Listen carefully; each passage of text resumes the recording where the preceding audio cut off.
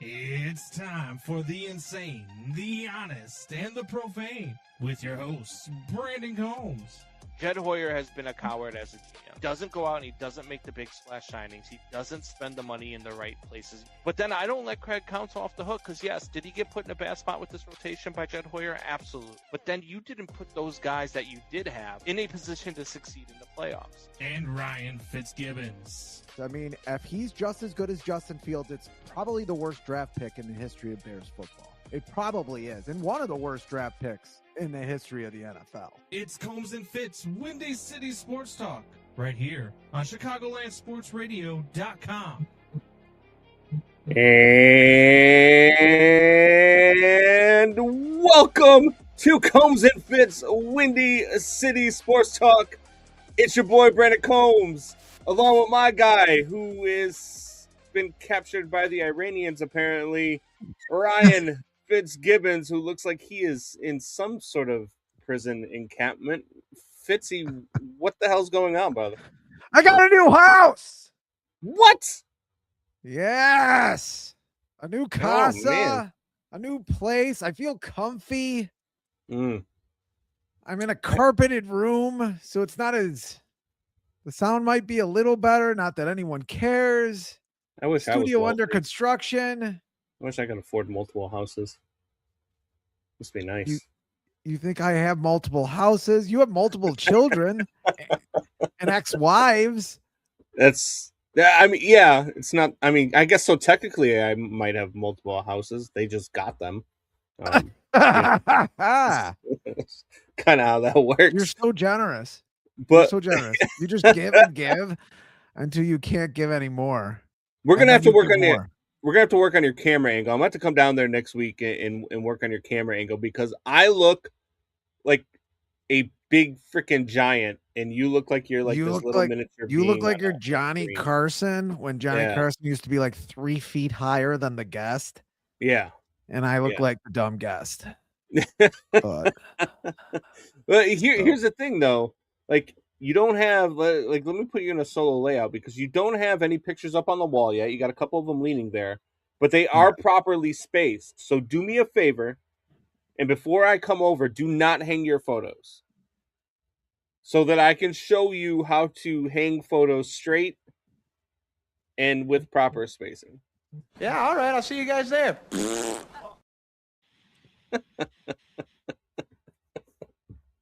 I'm just trying to help you out.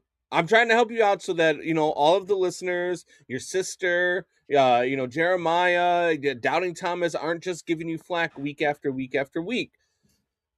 But, you know, it's good, man. I'm happy for you. I'm happy you're in your new house. I'm happy you're comfortable. And next week I'll come there and you can finally take care of my steak dinner. we'll get some ideas together. Yeah. We're gonna have a real studio in here, baby. Absolutely. But the World Baseball Classic is back, and it is in fuego. Not trying to be responsible for tying this game. Instead, he'll give Venezuela the lead. Gone! The moment of a lifetime for Will Europe. Ready? He might have sent this to Caracas. Holy cow. Fastball. Watch this. This is He might have sent this to Caracas. That is unreal. The crowd. Dude, look, and we've got another USA-Canada matchup. I don't know if anybody out there is watching this, but the Paralympics gold medal hockey game is on right now, USA versus Canada. So we got another USA versus Canada gold medal game, by the way, which the U.S. is winning again. Canada can't beat us in anything. But I love what the World Baseball Classic has been. Look, I understand. We're gonna get into Team USA and Mark DeRosa and some of this stuff, but one of the things that a lot of people have talked about has been a big topic of discussion is the atmosphere of the World Baseball Classic, especially when it comes to teams like Dominican Republic, Puerto Rico, Venezuela, in all of those, Caribbean countries.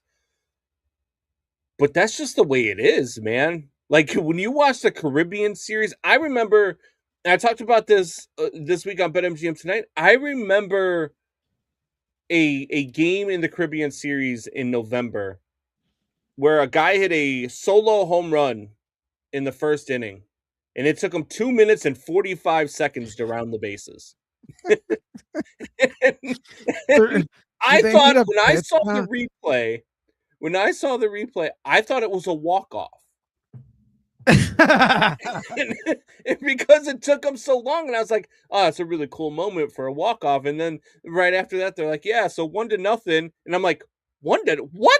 That was a solo home run to start the game 1-0. Look, in America, in United States baseball, Major League Baseball, the next at-bat, he's getting drilled. Or the guy up after him is getting drilled. And that's the difference between playing baseball in some of these other countries and playing baseball in America, or kind of really, to be honest with you, sports in general in America. You're not allowed to have that type of energy. You're not allowed to have that type of excitement when it comes to your games and when it comes to your sports. If you see a kid in Little League now hit a bomb and pimp it, he gets yelled at by the coaches and by the parents. Over there, they don't do that. Like they celebrate, man. You just hit a home run. You might not ever hit one again. So celebrate. And it's okay. And that's what I love about this series, man, is that it is so much fun. It's a ton of fun to watch. I love seeing guys, like Wilyer Abreu. Yes. I mean, what a moment for Wilyer for that guy too. And you shared the other day about the electrician who pitched 4 or 5 innings. Yeah. Not that my brother John could get out there and pitch 4 or 5 innings and maybe one pitch and then a terrible rotator cuff injury, or his elbow just falls off. But yeah, I mean, really cool stuff. I mean, and you have guys in there like Brad Keller, Cub, who hit Tim Anderson. He's the guy that hit Tim Anderson, that started the whole Tim Anderson, basically made Tim Anderson famous. Had that crazy Sports Illustrated story with him. He's the one that hit Tim Anderson when Tim Anderson flipped his bat about 7 years ago now. Wow. And you have John Schmaltz, who is sort of an old time baseball don't celebrate guy. John Schmaltz could definitely celebrate when he did something on the mound. It's just the batter can't celebrate, which is really weird. It's a double standard that is stupid. Like that you could see within minutes in a game. Like you could see a pitcher get pissed at a batter for getting a hit or hitting a home run and celebrating. But then the pitcher in the same inning could have a strikeout and celebrate and motherfuck into his mitt and whatever. That's why I always said that if a pitcher intentionally throws at a batter, and they know, when a pitcher is intentionally throwing at a batter, we all know when it's intentional. The pitcher should have to stand on the mound and let the batter throw the bat back at the pitcher. I mean, seriously, like the way these guys throw now. You're throwing a weapon at me, but if I throw a weapon back at you, I'm getting suspended and I'm getting fined. You might get suspended for a day or two now in today's baseball, but back then you weren't getting suspended. It was part of the game. It was seen as part of the game. I still watch guys break up double plays by damn near fracturing guys' legs 5 feet after the bag. Like I still, and people, well, that was baseball when it was baseball. I love this game. This tournament has been so much fun. It's been a great kickoff again. Baseball season 3 years ago was the same thing. Yeah, we're only 10 days away from opening day. I know, crazy. Doubting Thomas, if I'm the Little League coach, I'm throwing at the next kid. Exactly. And he's got a Steven Seagal with Steven Seagal's painted Fu Manchu as his profile picture as usual. Combs Jr. Hey, Combs Jr. Studio under construction. Yes. Yeah. Andrew Howard. Hello. I think Andrew Howard's new. Yeah. What's going on? You got a new listener. All right. Mikey P, my guy, my new co-host on our Saturday baseball show, Going Yard. I've got too many platforms. Oh God, Jesus Christ. Humble brag. The worst humble brag in the history of humble brags.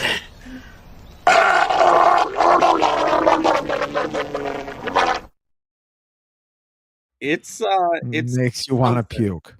It's look, we had a ton of fun though yesterday on Going Yard. We actually had an interview with Cole Wright, who does the Cubs pre and post game show for Marquee Sports Network.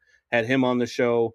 Fantastic stuff from him, by the way. He's a great dude to have a conversation with. So definitely check that out on the I've heard Craft Alex Sports Cohen Network.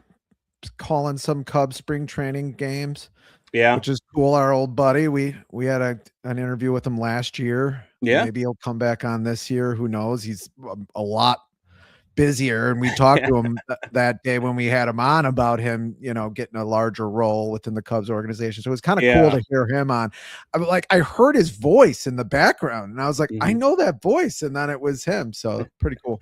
Yeah, no, and Alex is that guy now. Look, I called him up for an interview with BetMGM tonight, probably about 6 months ago. And he's like, yeah, if you could just do me a favor and reach out to the Cubs PR team. He's like, I'd be happy to come on. They just have to set it up. I was like, oh, you got guys now.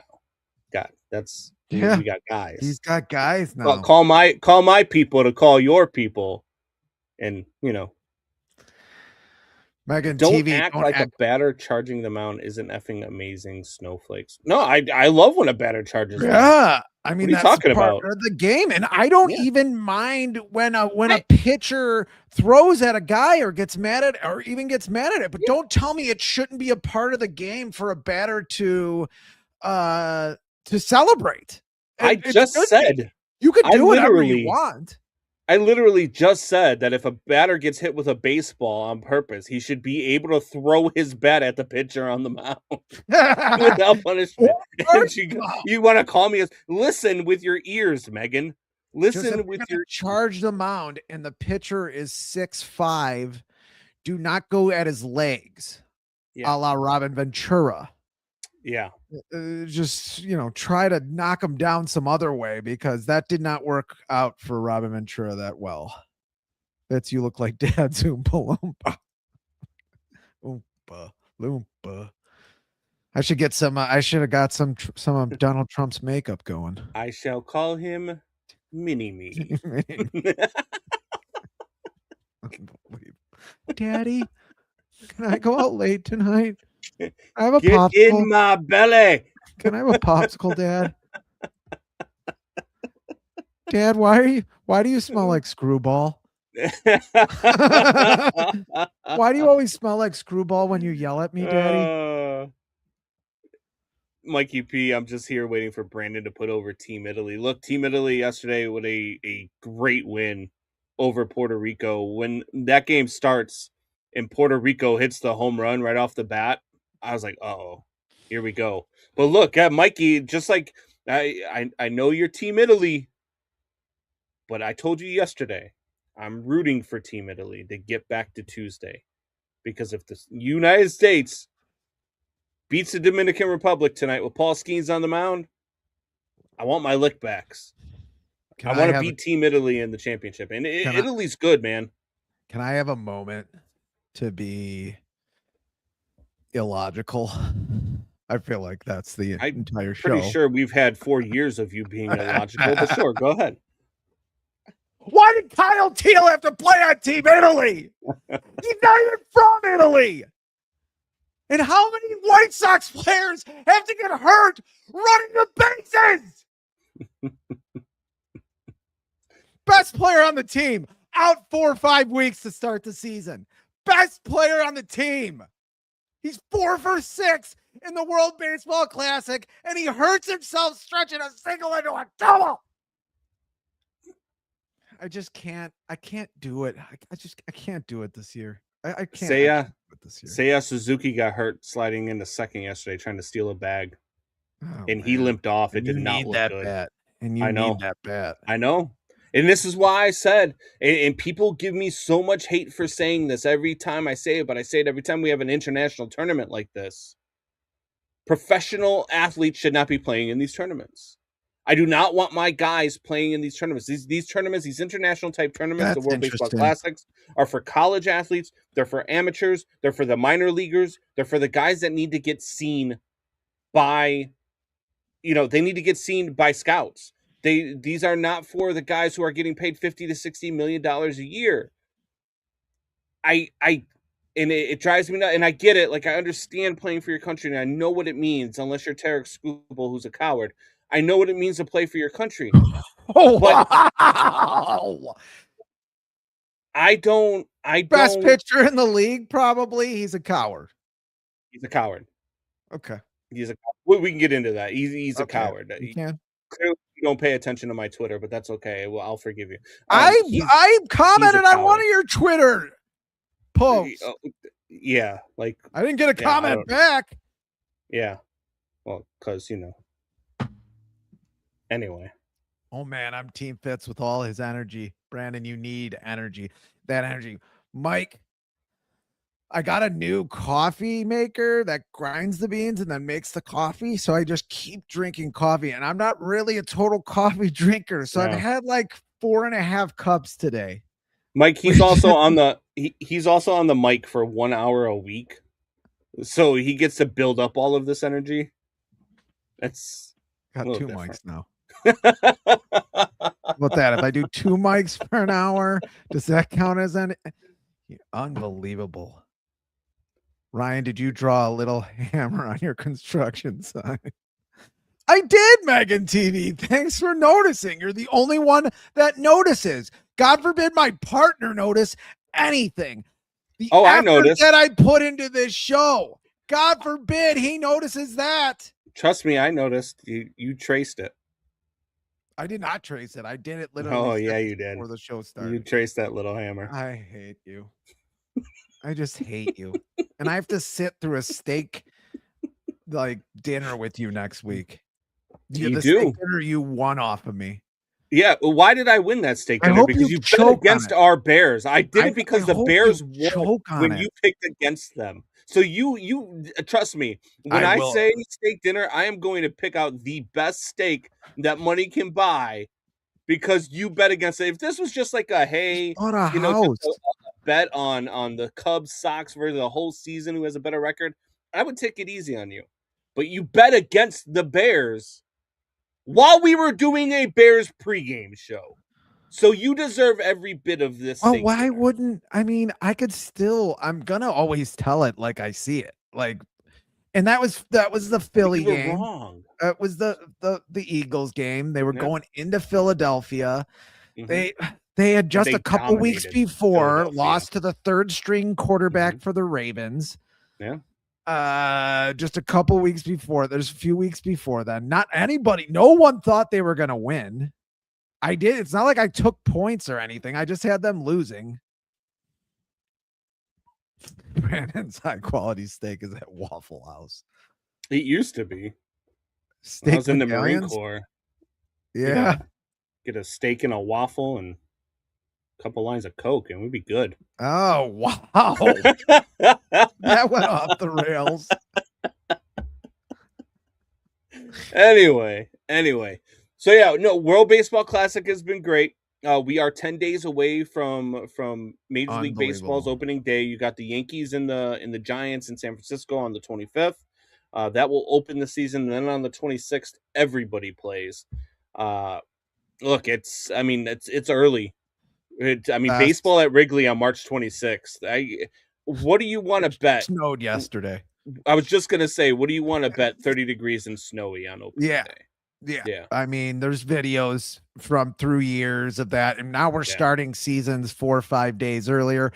Baseball season used to start on April 1st every year. Now they've expanded the playoffs, God forbid, lessen the season a little bit, in which I always thought contracting the season would then benefit teams that do put more money into their team.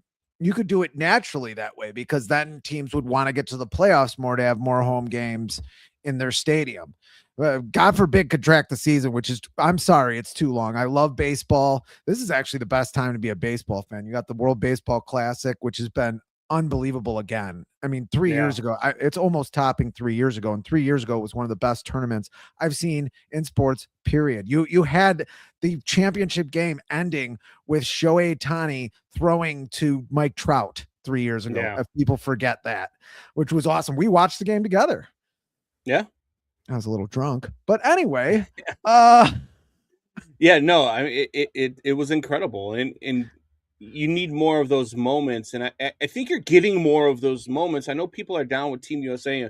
Mark DeRosa not knowing the rules, the manager of Team USA not knowing the rules. Not had a good year. And then the backpedaling, I think, has been even worse for him. For a guy who is thought of to be one of the top names of this managerial cycle, to not know the rules and to have the tournament that he's had, I think it's hurt him a little bit. I do think that if USA wins gold, all of that goes away, though. I really do. And to kind of call out, I mean, or not in addition, but to call out not knowing how the tournament works either. Yeah. And how they could have been eliminated, and how they would have been eliminated, or just not knowing.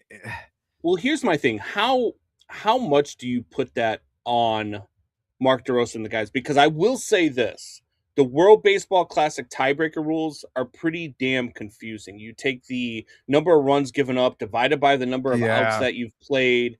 It was kind of crazy, and the reason why at first I was pissed off with Mark DeRosa about not know, like, how the hell do you not know?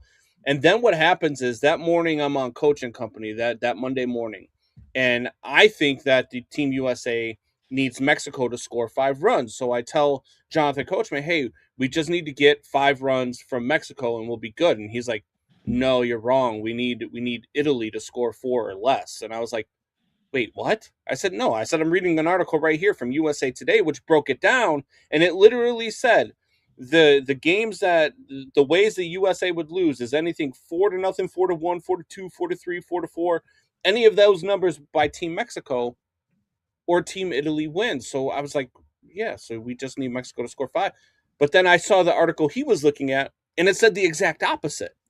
So it was like the people that are covering it from USA Today, ESPN, the World Baseball Classic themselves, none of those guys knew what the rules were.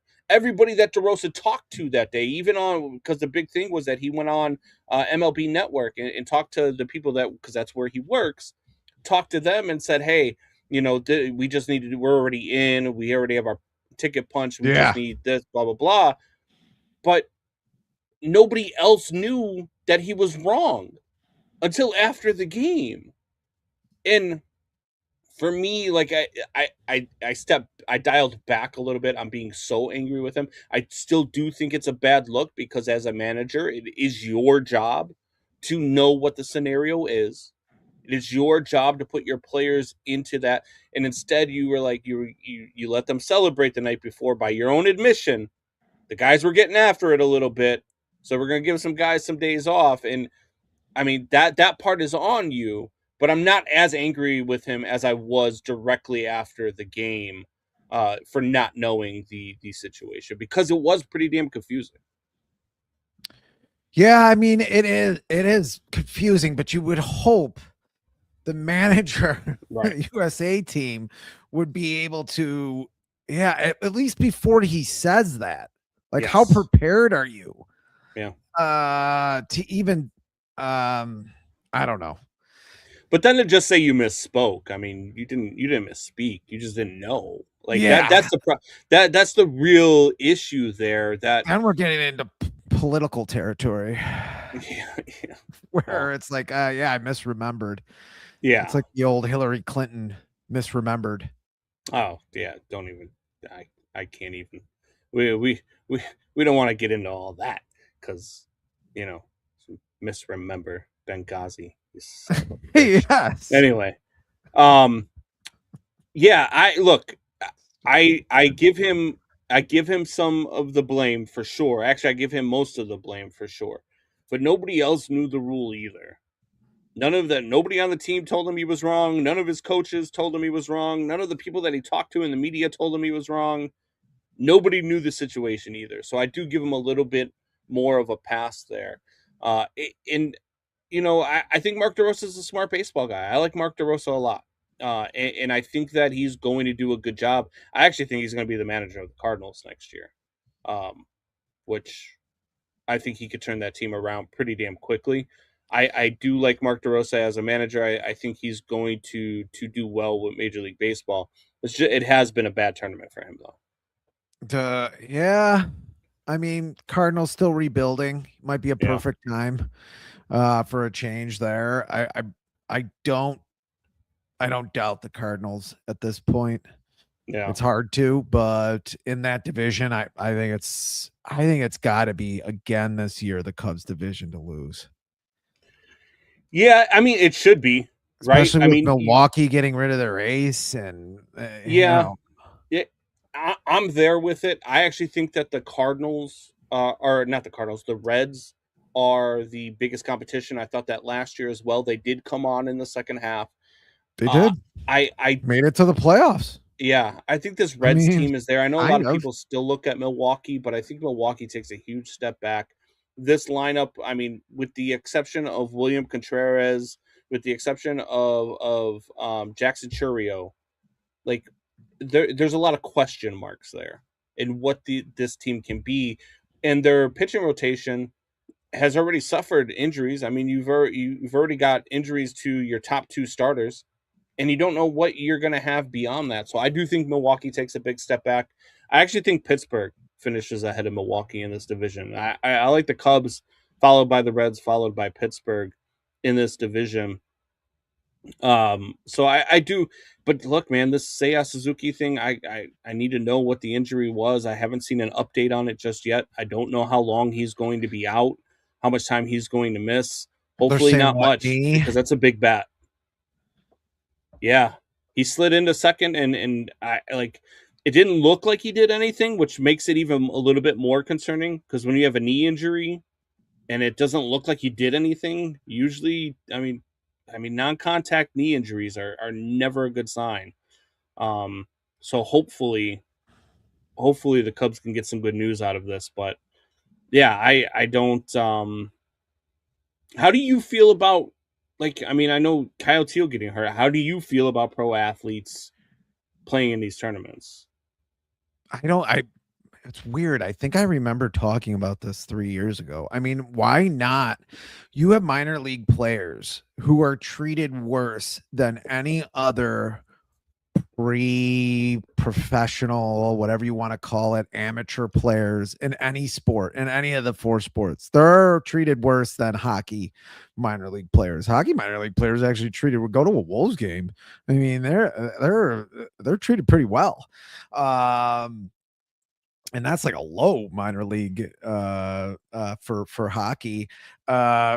Baseball minor league players are absolutely broke. Most of them, 98% of them or 99% of them are mostly broke. This would be a great way to give them some, at least maybe not make them into celebrities, but at least give them, some popularity, get some eyes on them.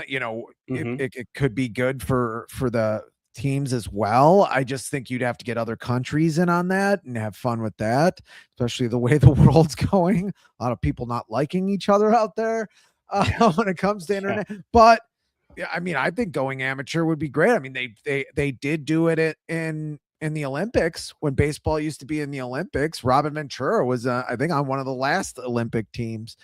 No, I think there was a couple of teams after that, and he was a minor leaguer at the time. He wasn't or he might even have been in college, and it gives them, you give a chance to see some of these guys, maybe give guys chances to make a little bit more money that are in the minor leagues. I don't see it being a bad idea. And then you don't have guys getting hurt. I mean, Seiya Suzuki, they already know what Kyle Teal is. The thing that stinks about that is he's a younger player. It just takes younger players longer time, not to come back from the injury, but to get their timing back, because they're not that used to getting hurt and then coming back in season. And especially at the beginning of the season, you do not want that to happen to a young guy. And then maybe he gets hurt somewhere else. He's just not, they just don't know their bodies as well. And you don't know it as a training staff. Hopefully Seiya Suzuki, and with a knee like that, that's tough. But at least you could know what Kyle Teal is going to go through. It's going to be 4 to 6 weeks. You'd think it would probably be less, but with a catcher, you're thinking a month, and then rehab time. Like we're probably not going to see him till May. And it's also for a team that, to be honest with you, they're not competing for a playoff spot. You know what I mean? So to lose Seiya Suzuki for a team that's expected to win their division and maybe compete in the National League, there's a lot of people out there that are talking about the Cubs being the second best team in all of baseball next to the Dodgers. So that's a big bat to be losing. And with a team that has a chance to compete, like I said this before the tournament, I said this before any injuries, and I've said this for a few years now. Could you imagine how, look, I know how we all feel about the Dodgers and the way that they spend money, but we would agree baseball's better when Shohei Ohtani is playing, right? Like the sport itself is better when Shohei Ohtani is on the field. Could you imagine if Shohei Ohtani does something in this tournament where he gets hurt and he misses some time? And none of us will feel bad for the Dodgers, but we're going to miss months of Shohei Ohtani if that happens. Like, that's the problem with the sport. And Seiya Suzuki is a great hitter to watch. Yes. Bat. You don't really want to watch him in the field. No. But hopefully he's gotten a little better. It's possible to get better as a fielder in baseball. It's a lot harder to get better as a hitter. But he's a great hitter, man, and he's just getting better. You need that bat in that lineup. You definitely need that bat in that lineup.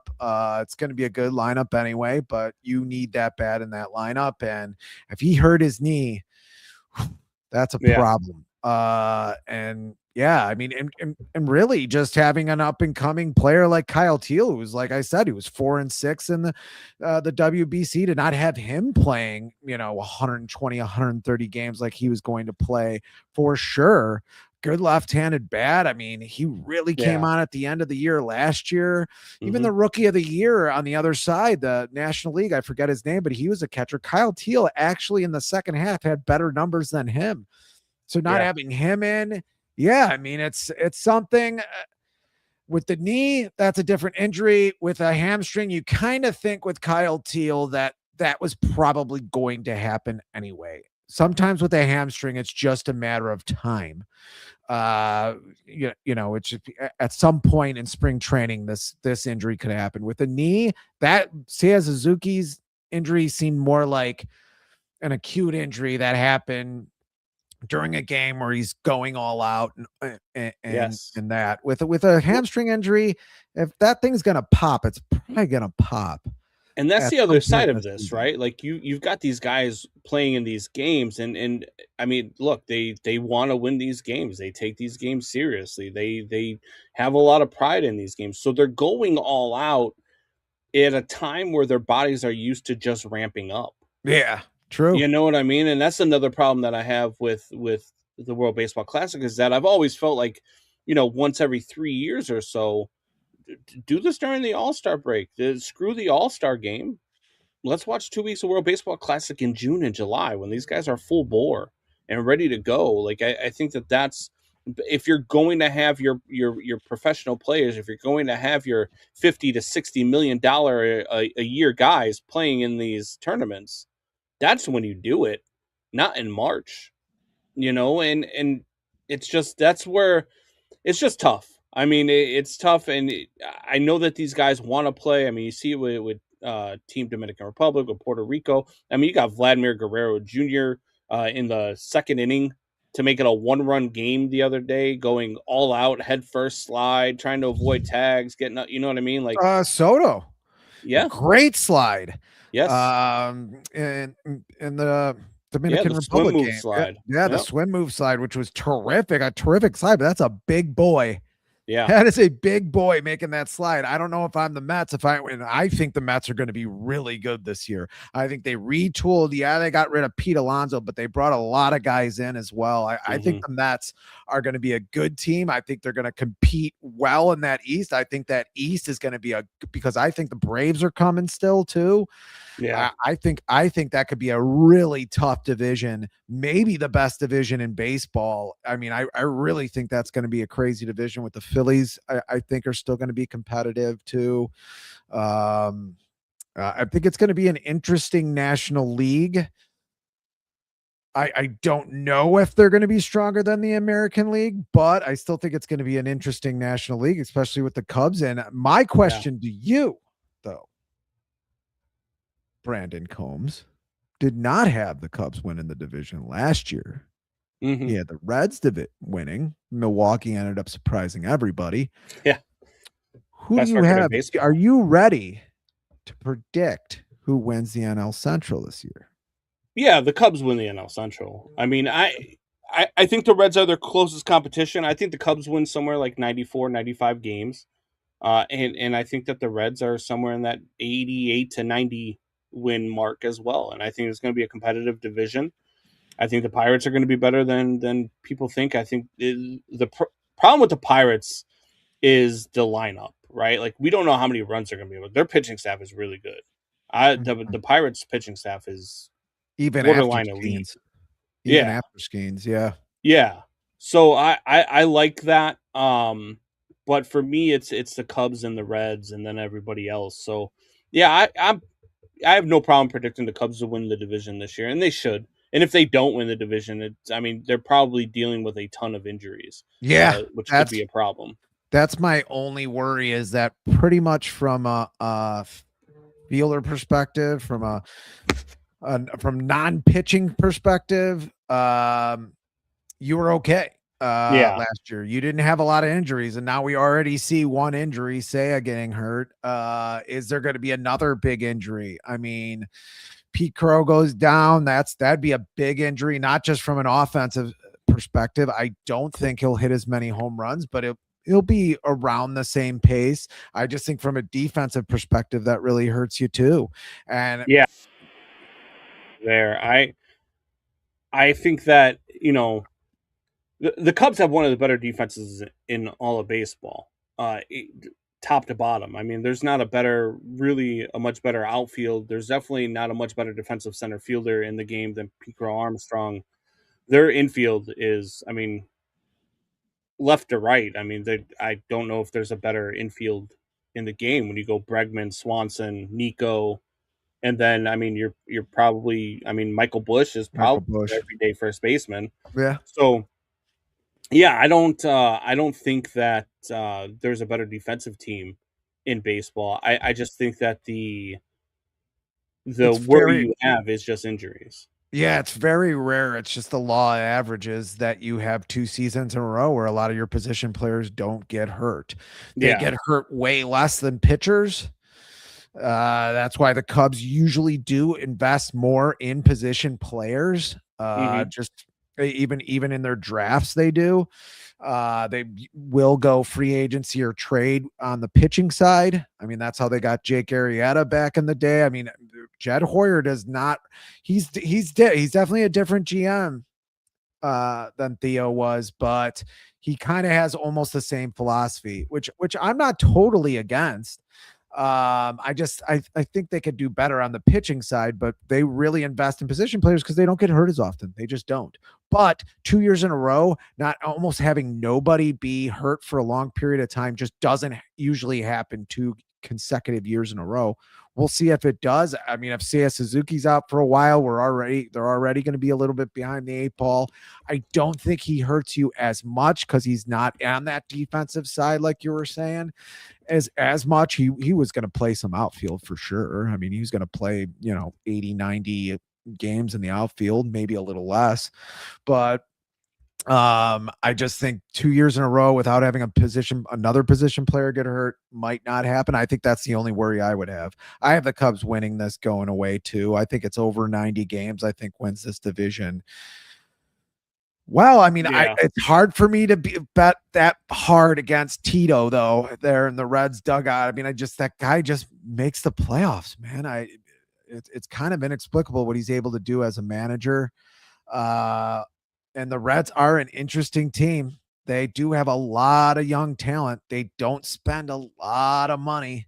So that's going to be a problem for them, but they're going to score some runs, the Reds, and we'll see where it goes. But I really think it's the Cubs division to lose.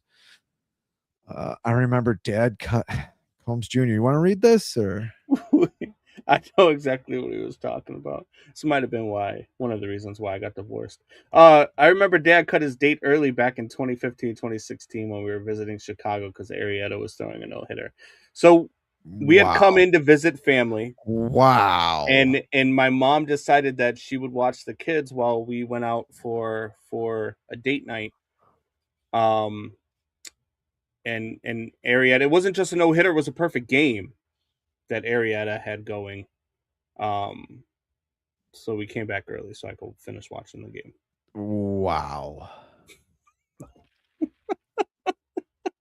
Did he get the no-hitter this time or? He did. He did. Yeah, he finished it off. Yeah. He at least got that, but yeah. I mean, you're sick. You're just a sick lunatic. I mean, like, no, it's a problem. No, it's a problem. I mean, I'm gonna be fair with it without calling the her out. To be fair to myself, she probably deserved it in the end of things. You know what I mean? Like it was. Oh my God. I mean, I'm just saying. If you know the story, how so? I mean, it's not that bad of a thing compared to the things that she ended up doing. That's how. Yeah, that's how. So I mean, compared to the things that she did during the marriage, that's probably a little bit all right with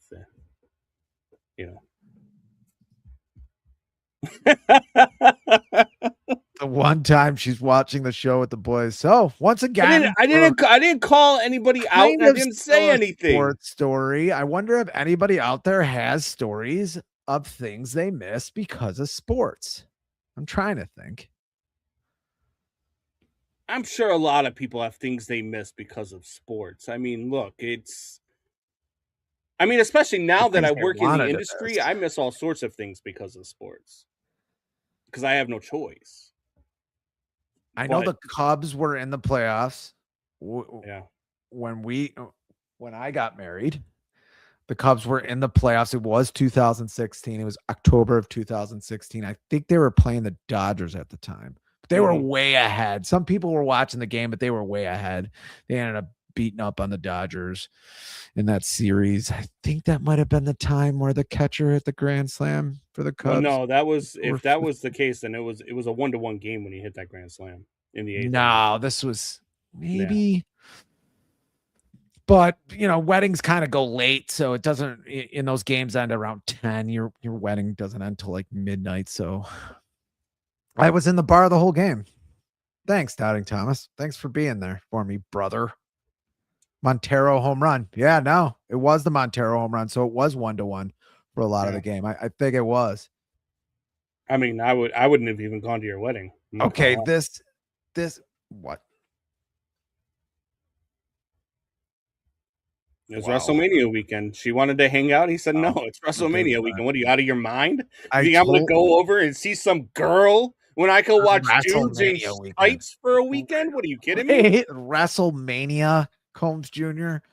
Come on. It's not so bad that you have it. It's that you gave it to your son. That's what's bad. Is that you gave it to your son. It's like what? It's like that old drug commercial where the dad finds drugs on the kid and he's like, Dad, he's like, why are you doing this? He's like, I learned it from watching you. Look, his love of sports and his passion for sports, he definitely gets from me. Him and I had this conversation last week. His looks, for the most part, minus the fact that he hasn't had a haircut or shaved in about 7 months, he gets from me. And that's too bad.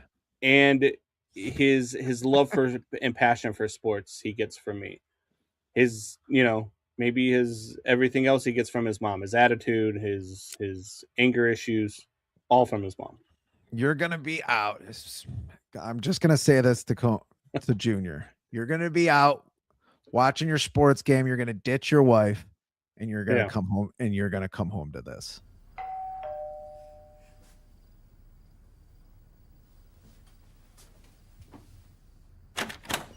Hello. Yeah. I'm here for the gangbang. I'm just saying.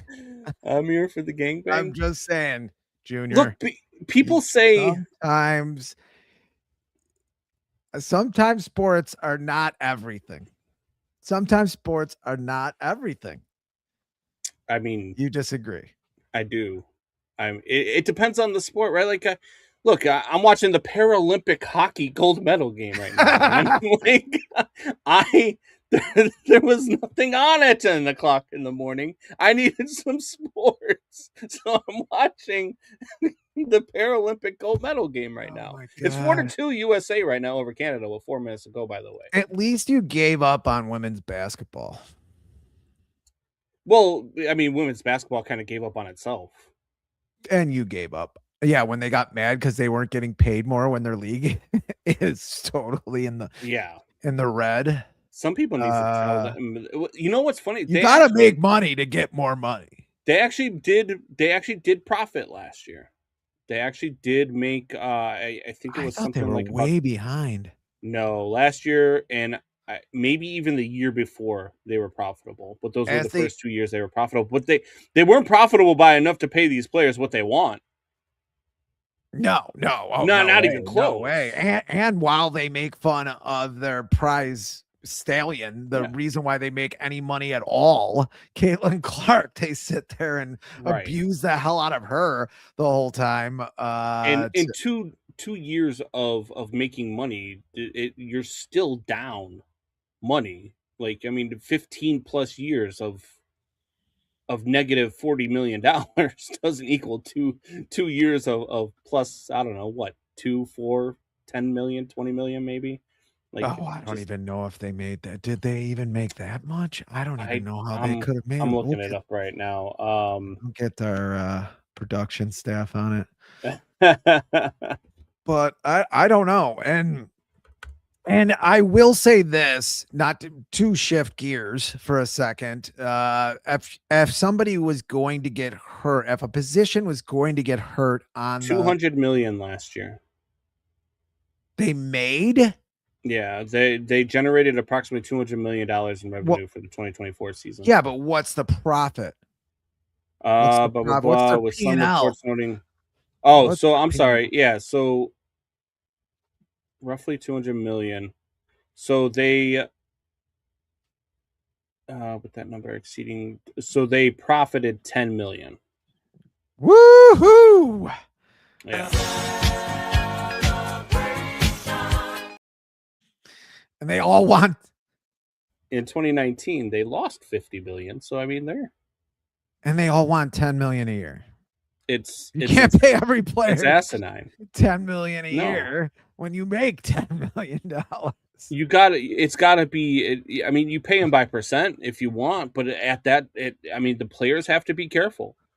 Because if I'm going to pay you at a percentage, if I'm going to pay you 75% of profits, go to the player's salary. Each team is making a few $100,000. But that's what I'm saying. If 75% goes to player salary, right? Then you're going to make less money than you're making now, because you have to divide that 75% of only $10 million among how many players in the league. And then in the years where you lose money, yeah, I mean, what's 75% of negative 50 million? I mean, seriously, that's where they got to pay it back. Yeah, I mean, it's so? just. Yeah, I mean, I go back to the Bill Burr argument. If you women supported each other as much as you support a woman who's 50 pounds overweight, have you supported women's basketball as much? I mean, you have literally have women saying that men should watch more of women's basketball. Well, it's about 50-50. The population's about 50-50. If 5 to 10% of you women watch women's basketball, it'd be an outrageous success. But not only that, but how about this? How about if you have somebody, and this is where you have to think about it, right?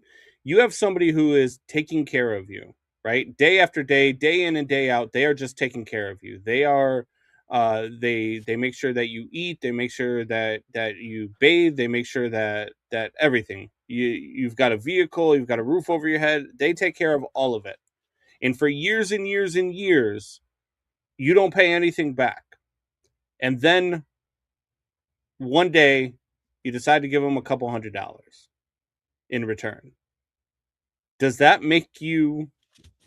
I'm ignoring the comment. Could you read the comment? Does that make you profitable? Does that make you somebody who is worth... Because that's what NBA owners have done.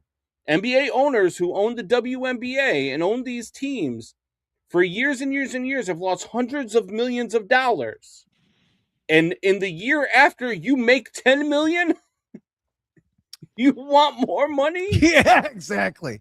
Like, exactly. If I'm an NBA owner, I'm telling you to go to hell. I'm go fine. I disband the league. I don't care. What am I doing? I'm losing money anyway. They're defraying costs from the NBA to prop this league up. Yeah. And down times, whether they make money or lose money, let's be honest, the product sucks. Yeah, I mean, you could say the college. Is it that much worse than the NBA? You could say the college basketball. I don't know, man. The NBA had a good year last year. Dude, it's kind of hard. I just watched a man score 83 points because his team was fouling the other team with 5 minutes to go just to get extra possessions to get him to the record. Yeah, that doesn't make the entire league phony. I mean, there is a lot of. I mean, I also think the gambling allegations in the beginning of the season, where they tried to say, "Oh, this is the Trump administration coming after us." It's like, you guys shaved points. Yeah. And probably a league where you can manipulate the score easier than any other league. Yeah. I mean, it's so much harder in the other leagues to do it. It's so much easier in basketball to do it. It's happening again too to your league. Yeah. And then you brush it to the side like it didn't happen. And now nobody can believe what's going on in your sport. But all of that being said, it was a great year, I thought, for the NBA last year because you didn't have a lot of these super teams in the playoffs. I think that made for a better product. The NBA playoffs last year, no one could. I mean, they were very popular and they were good. They were athletic. Well, that's when these guys start playing basketball. That's when these guys care about the product. That's when these guys start playing the game again. That's why the NBA playoffs are so much fun, because we don't get that during the regular season. We get guys taking days off because of cramps. Meanwhile, we've got Olympic skiers, female skiers in their 40s that are skiing downhill with torn ACLs. So I don't want to, like, this false equivalency. Regular season product is so bad. It's so bad that even the players don't want to be there. You've got guys like old heads that are coaches now that are calling for less games in the season, saying that the season is too long at 82 games. It depends. By the way, it's 80 less games than Major League Baseball. I know. It depends on the game. It does depend on the game that you're watching in the regular season. It depends. Yeah, it depends. Who's playing who? Is it a conference game? Is it, closer to the... So we had the Nuggets versus the Spurs the other day. Two of the best teams in the West. You had the Nuggets versus the Spurs. The final score was 136-131. That used to be the NBA All-Star score. Yeah, it did. Was it a good game in terms of the score? Because it was a close game? Sure. But there was no defense being played the entire night. Yeah, but watch some of those games when it was like 83-78 from the 90s. Those were not exactly fun games to watch. either. Well, they were because they were defense. It wasn't because guys weren't trying. Guys were going to the lane and getting their heads taken. There was a lot of half-court, boring offense going on too. There was. The talent per player in the NBA now is much better. You might say the top half talent or the top 5% of talent is pretty equal to what it was 20, 30 years ago. But the talent up top to bottom is much better in the NBA now. And a lot of that talent is going to go to the offense. I mean, every league, the offensive scores are going up, every single league, except for maybe baseball. But there's a problem going on in baseball with pitching's just dominating in baseball. And the football has taken a half a step back, but NCAA championship predictions. You got we can get there. I wanted to touch on that today. I just don't think that I can yet because the brackets haven't come out. Like, this is the thing that I say. It's hard. Like, we could have the conversation of how far do you think Houston is going to go. I mean, Houston defensively, I mean, they've shut teams down to under 60 points over 15 times this season. So I think that they're a good team. They're a team that I might play. But then if the bracket comes out and they're in the toughest bracket in the tournament, my opinion might change. So I think, if you pay attention to the socials, like on my Twitter, I will have my bracket posted tonight because we're doing it for BetMGM tonight. We have a whole bracket thing. I will post everything so people can join that bracket pool. And so you'll know what my picks are. I think Florida's good enough to win it all again. I think Michigan can finally be a Big Ten team that finally wins it again. I don't think the Big Ten's won it since Michigan State in like 2000. No, Mateen Cleaves, if you remember that name. I think that there's here's the way I look at it. The top 20 teams, you haven't the said top Duke 20 once. teams are far above the rest of college basketball. But in those top 20, there's so much parity between those top 20 that there's a lot of schools that actually have a chance. I wouldn't be shocked to see UConn do it again. So I have to see the way the bracket shakes out. There's a lot of teams. I've been watching the conference tournaments all week. There's a lot of teams out there that I think are good. I mean, look, the way that Arkansas is playing right now, they're going to be a tough out in this tournament. I mean, they might win the SEC today. It's really tough to say. I do want to see the way the bracket shakes out before I'm not going to give you an exact winner. If I had to pick right now without seeing the bracket, I'm going to tell you Florida just because they're the reigning champions and they're good enough to do it again. Not Duke though. Duke's good. 32-2. They're just like shooting wise. They have a lot of off nights and they have a lot of days where they come out slow in the first half. And in the NCAA tournament, that can really, really spell disaster for you. Yeah, because they get nervous at the second half. I mean, that's a product that's taken a few blows.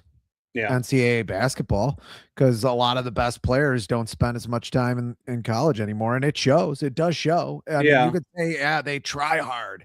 And it's like, okay, I can watch a pickup basketball game where guys are trying hard. The talent is not the same in the NCAA as it was when we were younger. And I'm talking about when I was in college. Derrick Rose was playing, as I was getting out of college on Memphis. He was at least playing 1 year. Now he's already in the NBA or what have you. And I mean, there was real talent in these tournaments.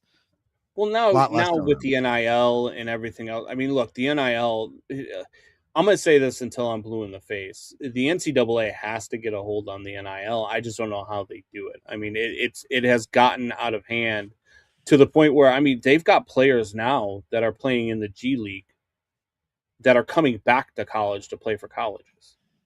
Like that how is that? I don't even know how that's a thing. You sign a professional contract, you're no longer a collegiate athlete. Like, it shouldn't be. Well, if you still have eligibility years and you want to go back to college, why can't you play basketball? So those are good stories. LeBron skipped high school. You want LeBron going back to college right now and playing college ball? LeBron never went to college. You think LeBron should? Let's put He's LeBron on play Duke right now game. and see how that goes.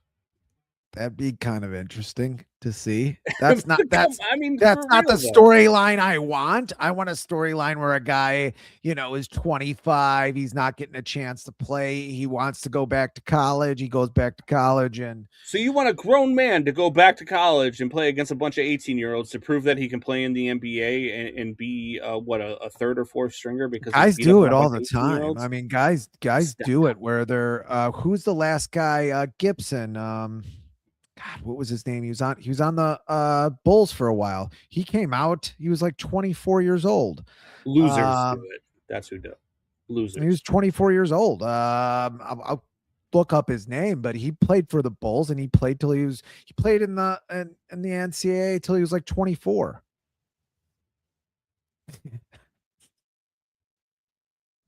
Is this what this is about, Fitz?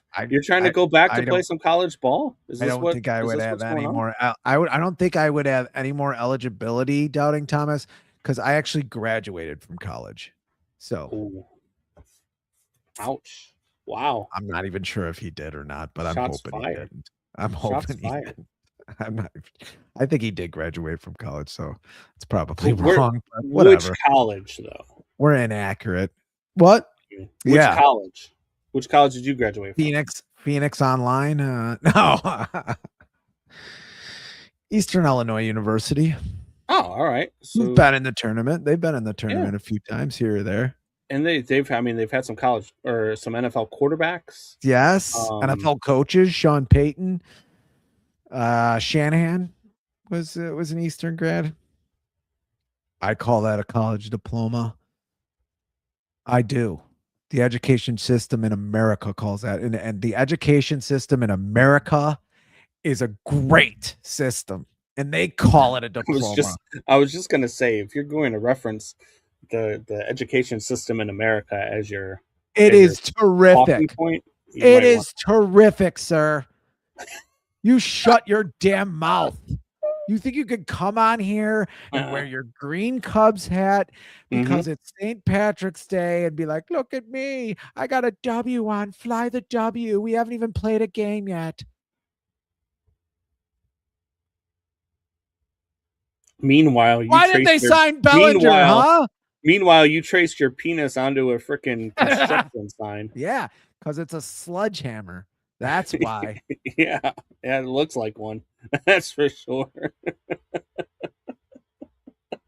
Unbelievable. It's probably why you're in an Iranian basement. Anyway. Speaking of Iranian basement, there is one more point I did want to make. We talked about Polymarket last time we were on.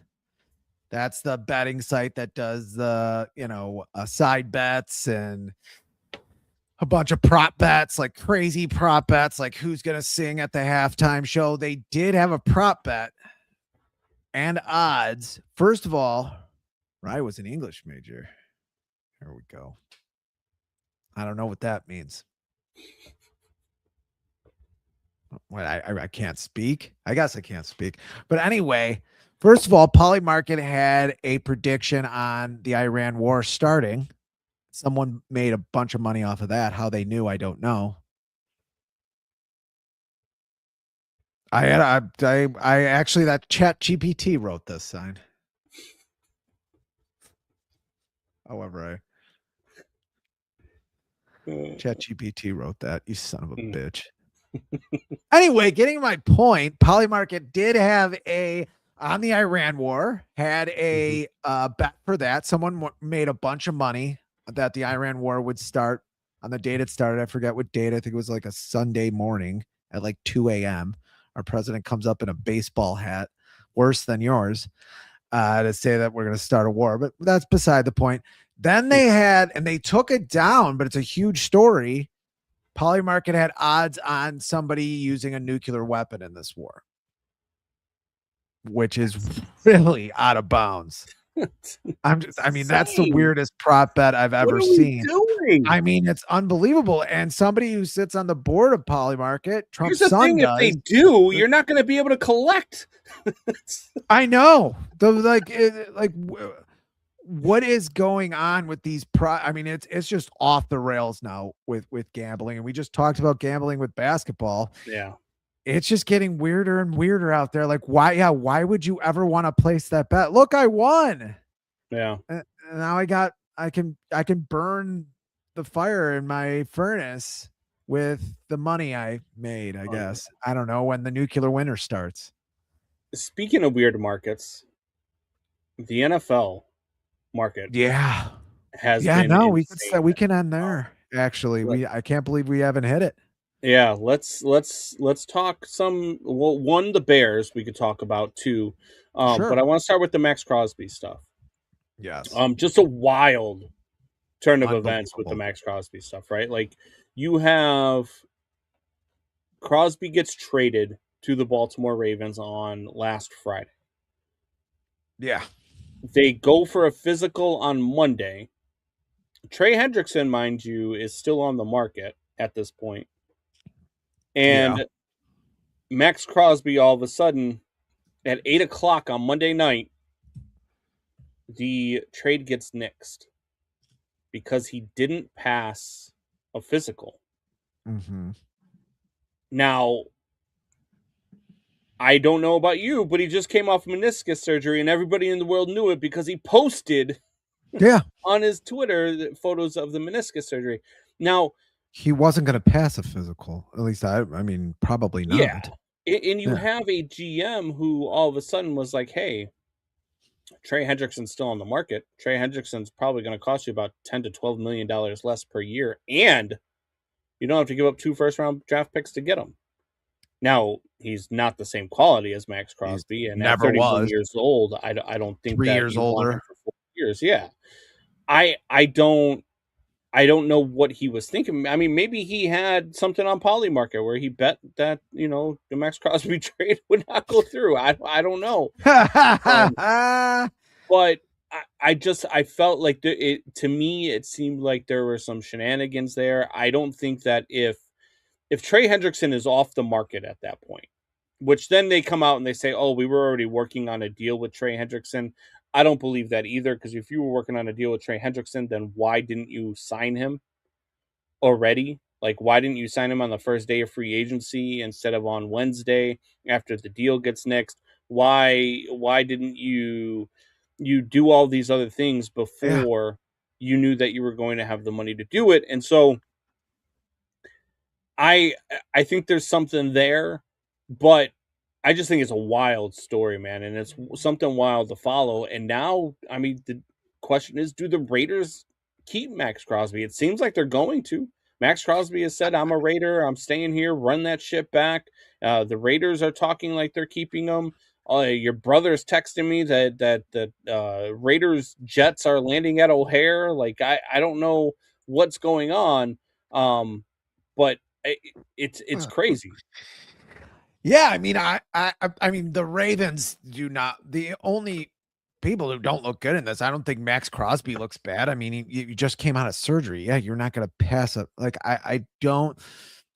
The Ravens have not looked good since the end of the season. You miss a field goal and you go insane, basically, after you miss a field goal. And what essentially was a playoff game before the playoffs to get into the playoffs when you're playing the Steelers, which no one wanted you to make that field goal any more than me. So I wouldn't have to see Aaron Rodgers in the playoffs again. But the Ravens just look like chaotic at this point. Like, what is going on? I mean, that first of all, you do fire a coach who's probably going to go to the Giants and be very successful. At least I think he's going to be very successful there.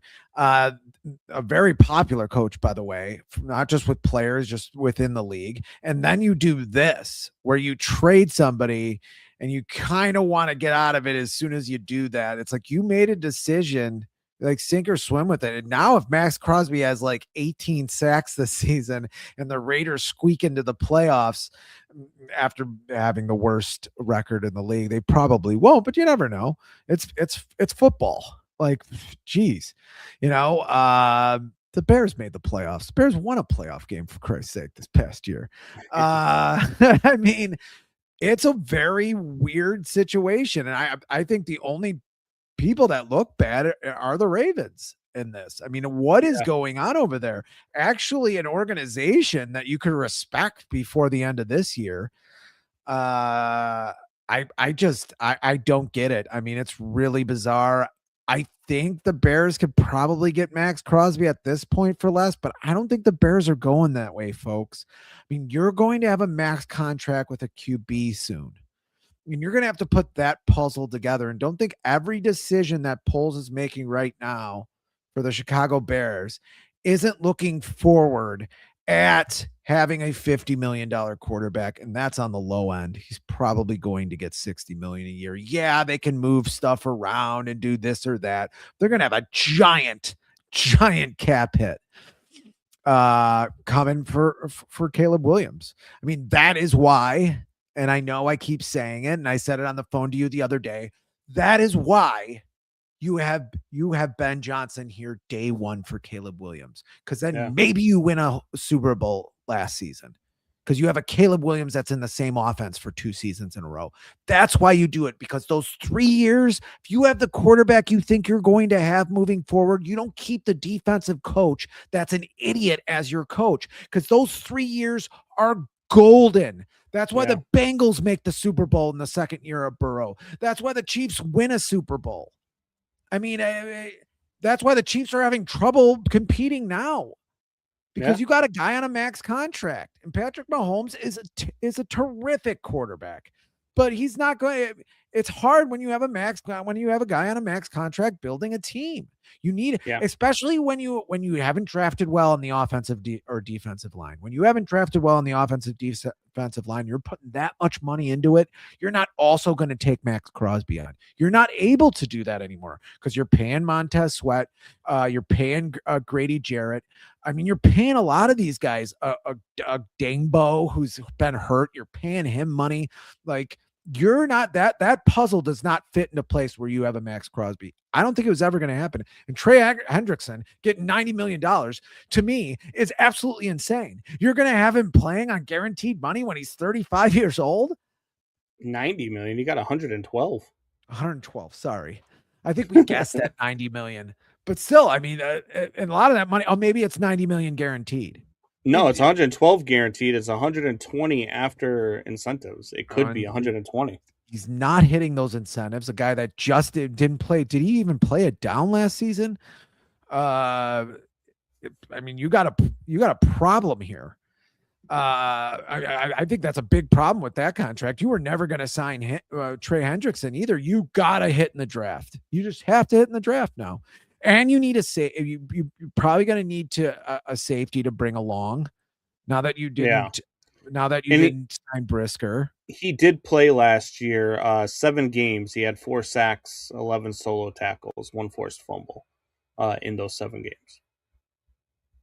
Okay, 7 games. I don't know. Yeah, where I missed that. That so inaccurate what I just said. Many things inaccurate, but you're correcting me as I go. Still, the philosophy is still the same. You were never getting Max Crosby. I mean, Doubting Thomas says they're still going to try to save him, but with the failed physical, who thought he was going to pass a physical after his surgery? If I'm the Bears in this situation, I restructure the contracts that I need to restructure to create the cap space to go ahead and get Max Crosby. And I still offer the 2 first-round draft picks, because there's nothing you're going to get at 24 this year, or hopefully at 24 or later next year, that's going to be better than the production you're going to get from Max Crosby off of the edge. And there's just not. Like, he is a game wrecker. And even if you're eating the last 2 or 3 years of his contract, like they will be with Trey Hendrickson, even if you're doing that with Max Crosby, this is your window right now for the Chicago Bears. So you go and you get that game wrecker. I have to show me the numbers where you're able to do that. When you're paying Jonah Jackson, when you're going to be paying Darnell Wright soon, when you're paying Joe Tooney, when you're paying all these guys to play on your offensive line, then you flip it to the defensive line. The guys I just said, you're paying Montez Sweat, you're paying Grady Jarrett, who's they're going to be 35. Yeah, but That's they're exactly coming what's off left of the on Max books next Crosby. year, right?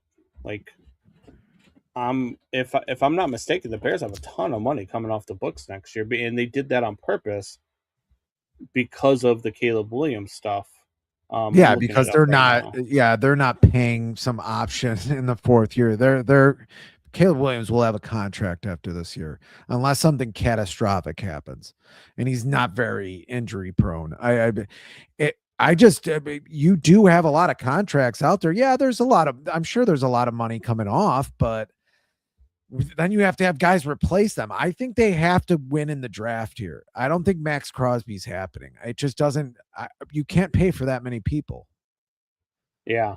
So then you get a guy that you put up comparable to Sweat for a lot more money and give up 2 firsts. Oh, and you kick that can down the road for the years you need to sign Loveland, Caleb, Rome, and Burden.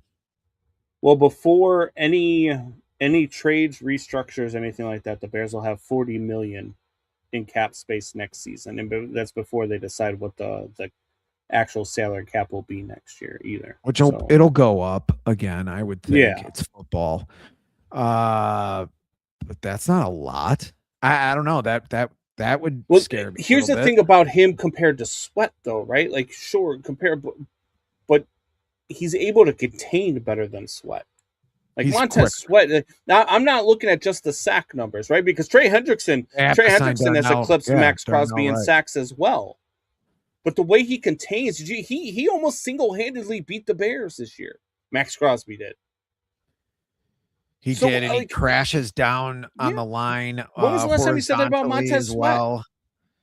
He can go vertical and horizontal. He's he's quick too. Sure, Caleb kind of made him eat his lunch a few times there in that game. And that's back when Caleb just did not have a handle on this offense yet. Caleb did that to oh God, I'm gonna forget his name now with the Packers. Banks over on the Giants. Micah Parsons. Banks Micah Parsons is the best, considered the best edge in the game. What's that? The 2 Giants defensive ends who are terrific. Yeah. He did it to multiple times. I think and Thibodeau. Max had a great team. Yeah, Thibodeau. Yeah. Not the other Thibodeau. But Kayvon Thibodeau. I did have a Thibodeau picture in here, but I don't have it right. Anyway, they do have to sign Darnell. Darnell Wright is an offensive lineman you sign. You're not getting rid of that right tackle. Yeah. No, I agree. And you have to do that extension with Caleb. I just think all that's a problem. I think that makes them very nervous to get a guy that they're paying, and they would rather try to roll the dice and see if they can draft. It's just very hard. How do you feel about the moves then? How do you feel about the Devin Bush move? How do you feel about Kobe Bryant move? Not the alive one. How do you feel about getting a guy like Kobe Bryant from the Seattle Seahawks, Devin Bush from the Browns, who put up pretty damn good numbers, even though he was with the Browns last year? I mean, I feel like they've done all right in free agency. I was okay with, letting these guys, and I know a lot of these guys have signed 1-year deals, but I was okay with giving some of these guys. Kevin Byard might have been the one that I probably give a deal to, but once you sign Kobe Bryant, you're not going to give any money to Kevin Byard. But I'm okay with Jaquan Brisker going away with his injury history. I'm okay with, letting Tremaine Edmonds walk, just because of, he's going to want the years and the money that just don't fit into your plan. So were you okay with the roster moves, with the roster additions? Do you still feel strongly about this Bears team heading into next year? The center with the Patriots. The only thing that scares me is you're a team that went into the playoffs and you can't take best player available in this draft. You just can't do it. They're going to say it a million times. We're just going to take the best player available in the draft. You're not going to do that. You're not going to do that. Well, you have to go 24. Edge. You have to go edge, or guess if you went safety, it'd be okay, or tackle, defensive tackle. But you just signed Kobe Bryant. Why would you go safety?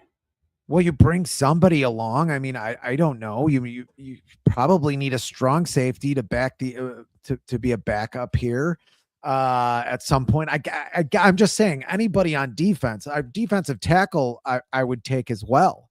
I mean, they need that too. They do have two, second round picks as well where they can fill these in.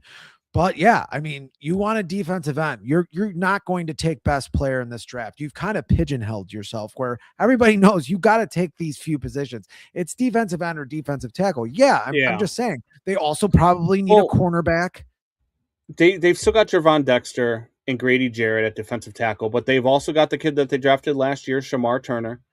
They went out and signed Neville Gallimore and Contavious Street at defensive tackle to get some depth there as well. So they have already made moves at defensive tackle. I think for me, the obvious move is either linebacker or B, edge. I mean, edge to me, look, Montez Sweat and Odangbo and Austin Booker, they're all like, I think, you know how I feel about Austin Booker.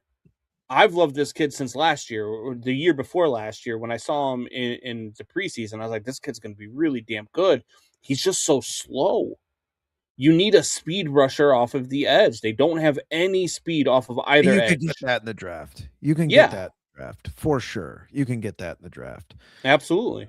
And that's why I think that they have to go edge in the first round. We haven't gotten to say this much, but the Bears are being smart. I know Crosby is better than Sweat. I'm just saying he's not Parsons. He's a really good player, but he's not great. I would say he's great. I would say he's a top 5 edge rusher in the league. But I do agree with them. They're being smart here. I don't think I would love to have Max Crosby. I'm not saying that. I just don't think it fits with your future plans. Now, someone said, is they're not in a win now, period. You're in a win now, period. Like, I don't want to hear that crap. I heard someone in the media say the Bears are not in a win now. They're in a win now situation. It's just you have a salary cap. Yeah. And you have to fill some of these positions. You did not draft well in the defensive line. You did not draft well in the offensive line. This is what you get for it. You do not get Max Crosby. And do you trust Ryan Poles going into this draft? That's the other thing. Like, do we trust that Ryan Poles is going to make the right moves, the right call at 24 when it comes to which edge rusher he picks, which defensive player that he picks, or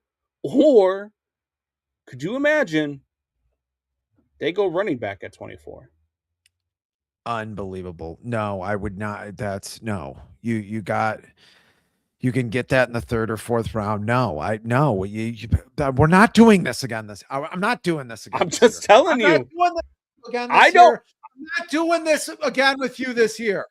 I'm not saying I want it. About a running back in the first round.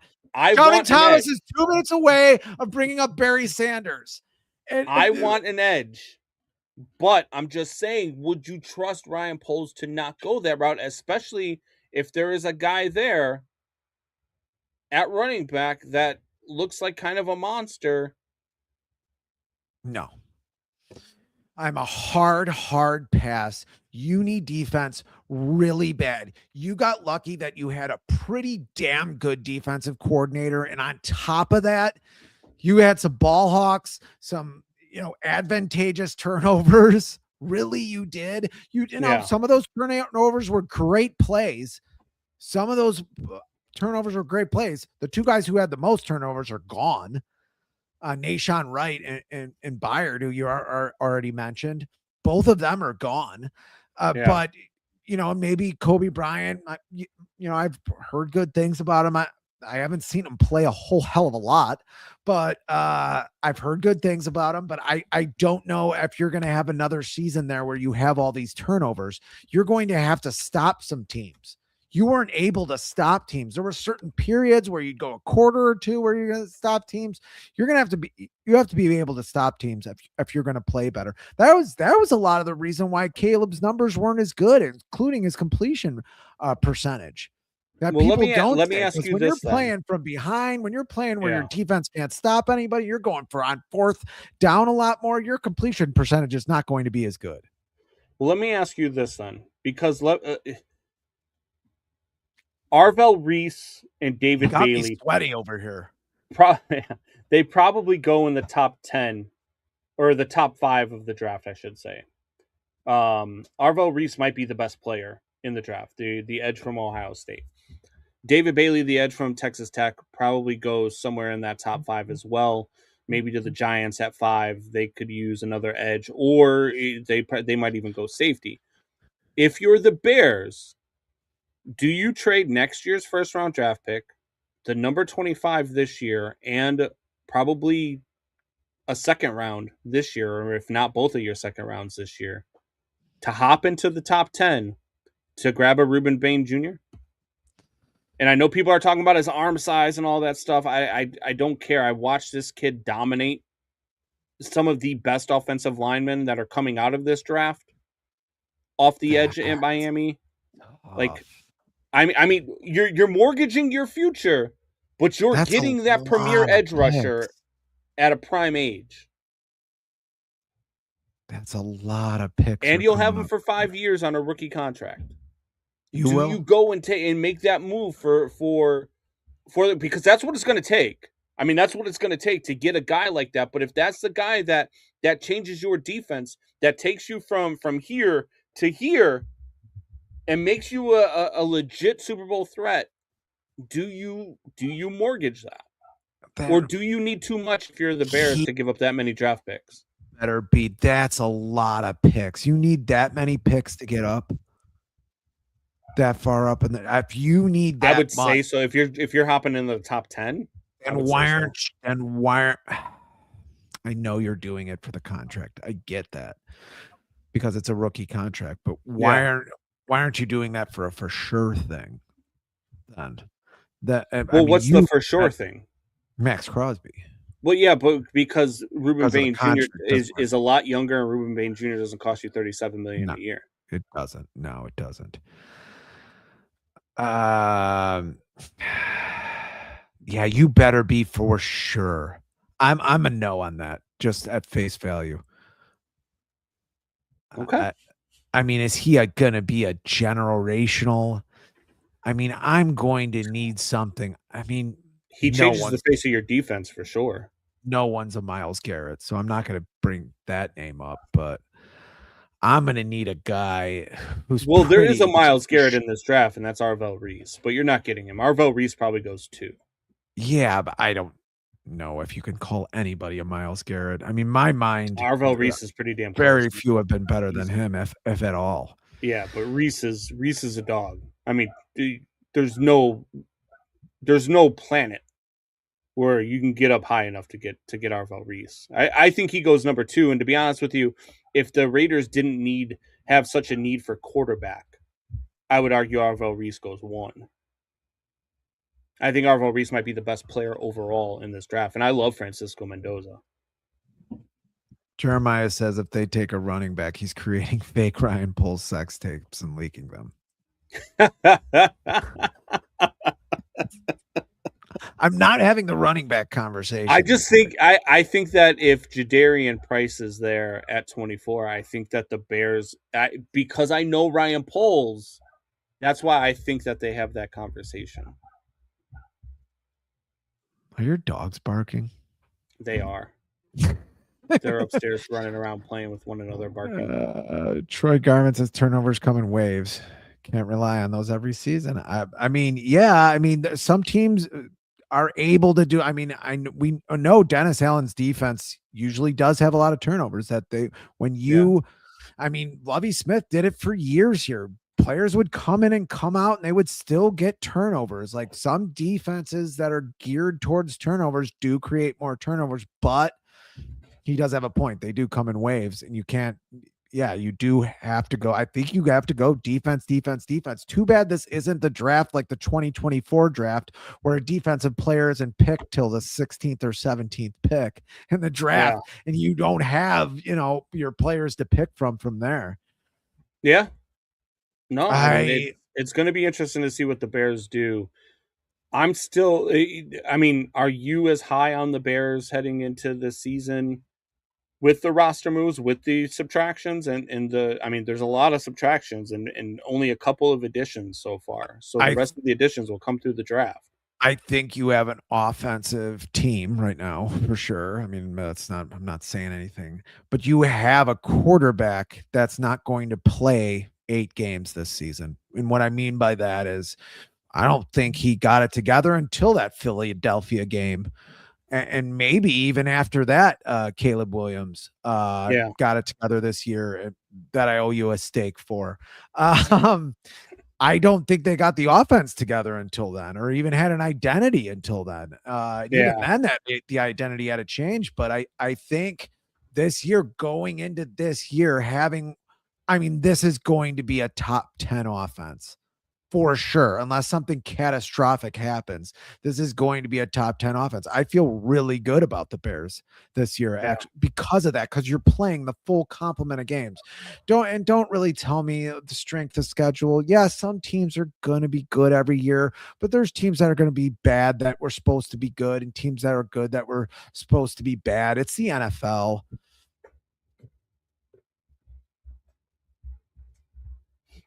Holmes, you're favored to have a conniption fit. I mean, year. if the Darnell Wright draft, I got to get that video. If they draft a running back at Bourbon Street, 200 people in the audience, you screaming about the Darnell Wright pick, which was a pretty good pick. I'd rather have Jalen Carter. I was wrong about that one.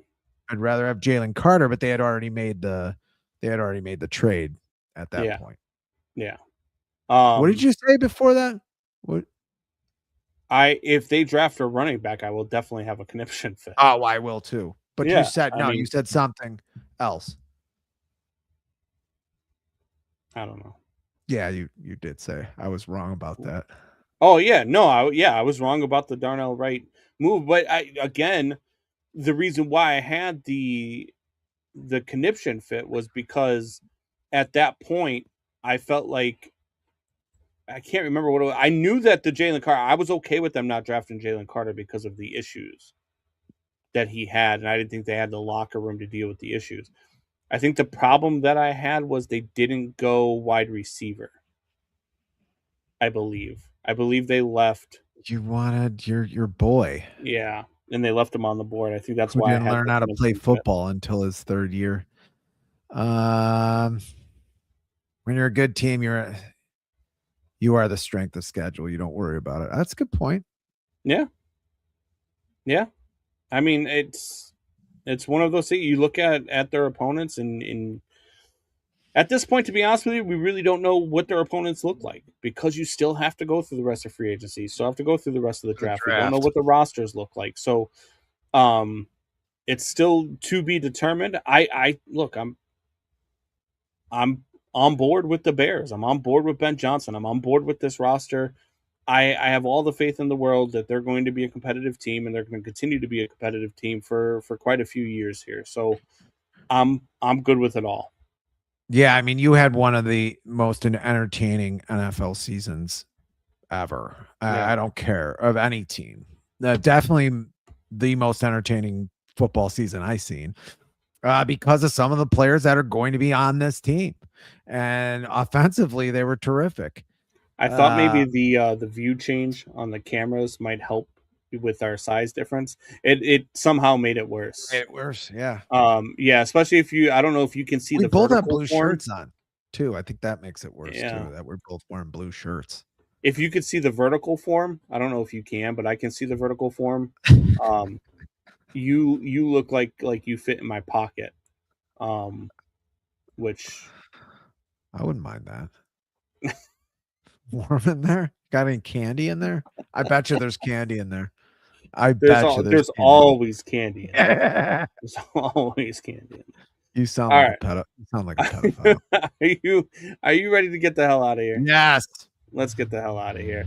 Well, it's a great morning of talking, and now afternoon. We've got World Baseball Classic semifinals tonight. USA versus Dominican Republic. Paul Skeens versus that crazy Dominican Republic lineup. Hopefully, USA can finish this thing off.